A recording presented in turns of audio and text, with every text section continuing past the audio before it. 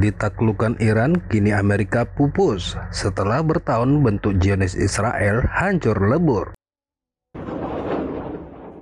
Upaya Amerika ingin menguasai dunia kini pupus setelah pasukan perangnya bertahun dibentuk hancur lebur takluk di tangan negara Iran. Iran, forgive us! Please! Stop the destruction!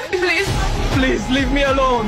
Israel is the only... Wajar, selama ini Amerika mengklaim dikenal salah satu negara terbesar dan terhebat. Bahkan Perserikatan Bangsa-Bangsa PBB sebagai organisasi internasional anggota yang mendaulat menjaga perdamaian dan keamanan dunia antara negara itu seperti dibuat cupu dalam genggamannya. Namun kini siasat kebobrokan Amerika itu terbongkar sudah. Butut setelah peristiwa perang antara negara Iran dan militer Israel bentukan Amerika terjadi. Negara Iran berhasil menghancurkan sapu bersih Israel dengan rudal-rudal canggih.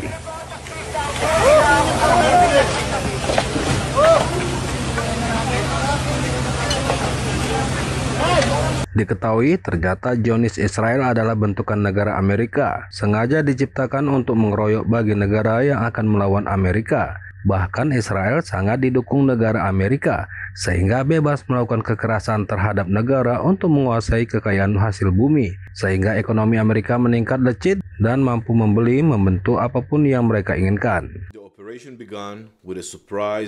Berabad Amerika berkuasa, namun kali ini bakal sirna. Berbagai negara seperti Rusia, Korea Utara, Cina, dan sejumlah negara besar berkekuatan hebat ini tidak segan-segan untuk menghancurkan Amerika. Terlebih terbongkarnya kebobrokan kekuatan Amerika hanyalah sandiwara. Amerika selama ini hanya mengandalkan keroyokan. Amerika mengelabui PBB membentuk militer bernamakan Israel agar tidak diketahui kecurangannya.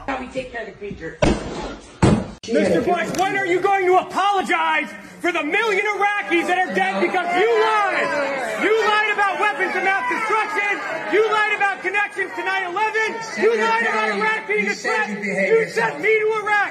You sent me to Iraq in 2003. My friends are dead. Joshua Castile. You killed people. You lied. People on the front lines, the people on the ground, the people with their is to get the hell out of their way.